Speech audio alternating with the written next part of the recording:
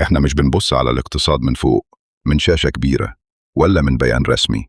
احنا بنشوفه من تحت، من البيت، من السوبر ماركت، من المواصلات، من كشف الحساب. الصبح بدري، واحد نازل يجيب حاجات البيت، مش رايح يشتري كماليات، رايح يشتري الأساسيات: رز، زيت، سكر، شاي، لبن.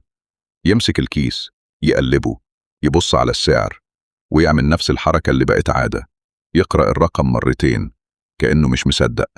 مشهد صغير، بس بيختصر البلد كلها. الرفوف مليانة، بس القدرة الشرائية مش مليانة.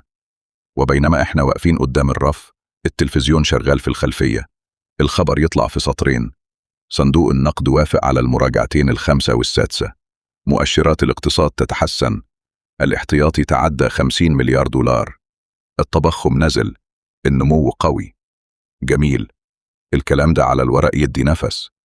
لكن احنا مش عايشين في الورق، احنا عايشين في بيت، والبيت بيحاسب بصرامة، ما بيعترفش بالإنشاء. خلينا نفهمها زي ما المواطن بيفهمها، مش ايه اللي اتقال، بل ايه اللي هيدفع. أول نقطة: الفقر مش رقم، ده ناس.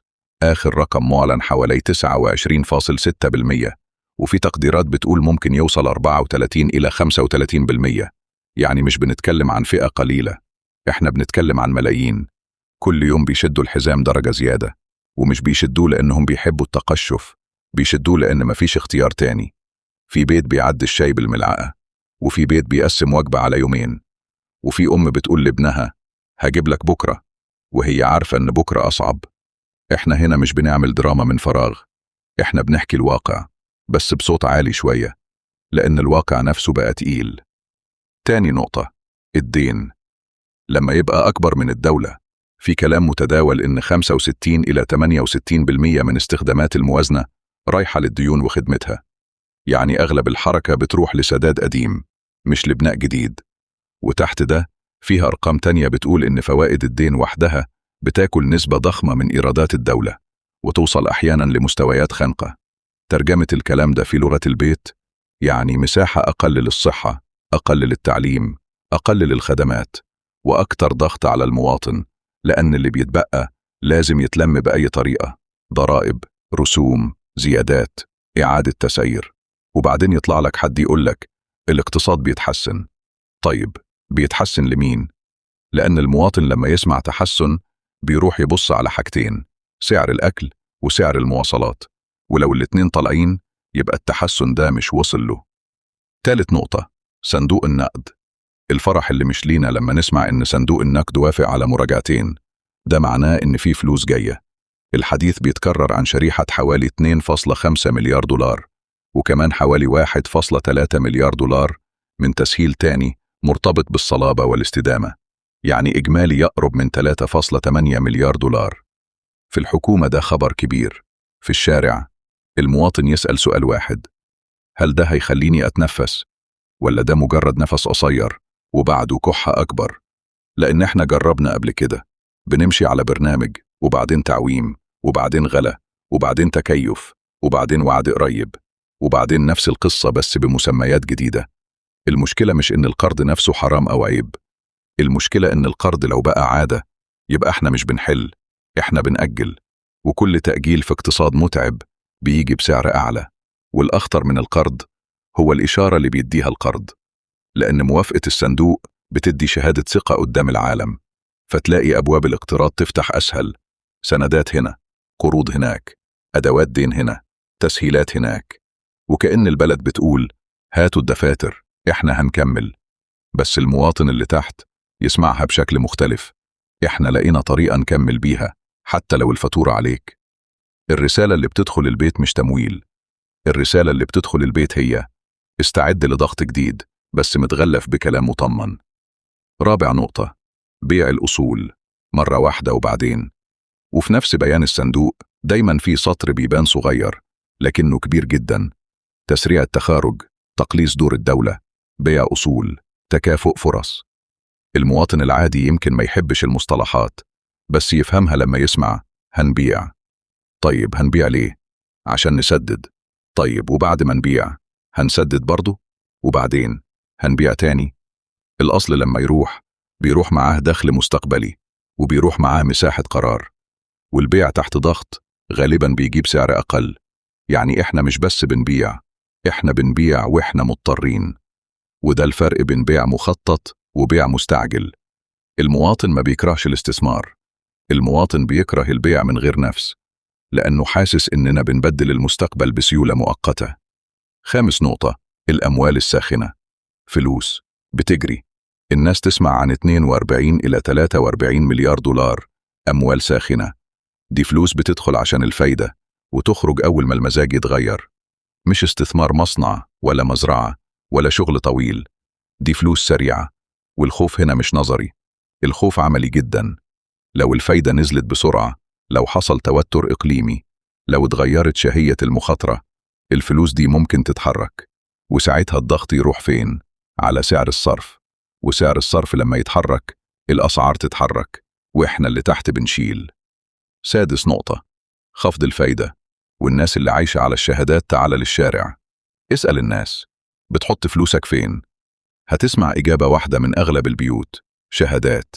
مش لأن الناس عبقرية في الاستثمار، بل لأن الناس خايفة، مش شايفة بديل بسيط وآمن.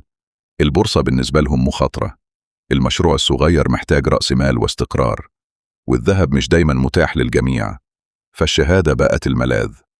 لكن هنا في خدعة نفسية كبيرة. الناس بتشوف رقم فايدة عالي وتفتكر إنها بتكسب، بس الحقيقة إنك لازم تقارن الفايدة بالتضخم. لو التضخم أعلى، يبقى أنت بتزيد رقمك وتخسر قوتك الشرائية. يعني ممكن تحس إن فلوسك كبرت، لكن تكتشف إن اللي كنت تشتريه زمان بقى أغلى من الزيادة اللي أخدتها. وده اللي بيخلي الناس مدمنة شهادات، مش حبا في البنك ولا حبا في النظام، بل لأنه آخر حبل. ولما الحبل يقصر، الخوف يزيد. والنهاردة إحنا في مرحلة انتقال. شهادات كانت 25% و27% بتختفي، وبدائل بتنزل ل 17% و18% و20% حسب البنك والمدة والحد الأدنى. وفي ناس هتقول لسه رقم كويس، بس المواطن اللي بيحسبها بجد هيسأل: كويس مقارنة بإيه؟ كويس بعد التضخم؟ كويس بعد الغلا؟ هنا بيظهر الألم. البيت بيتحول لورشة حسابات، كل قرار مالي بقى فيه قلق، كل جنيه بيتوزن. سابع نقطة: التحويلات من الخارج. فلوسنا إحنا مش إيرادهم. الناس احتفلت بأرقام تحويلات المصريين في الخارج. اتقال إن في 10 شهور وصلوا لحوالي 33.9 مليار دولار، زيادة كبيرة عن السنة اللي قبلها. بس خلينا نقولها بصراحة، دي مش فلوس الدولة، دي فلوس الأسر.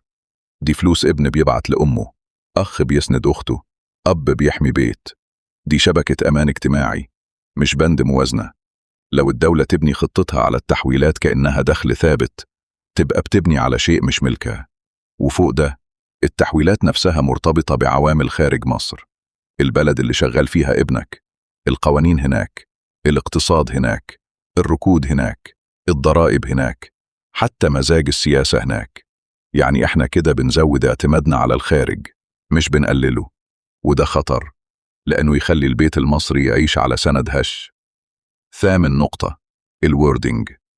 لما الكلام يبقى مخدر. انت قلت كلمة مهمة جدا: ووردنج.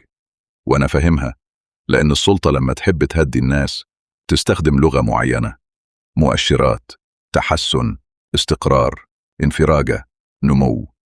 لكن المواطن يترجمها فورا لترجمة واحدة: طيب، الغلا هيمشي ولا لأ؟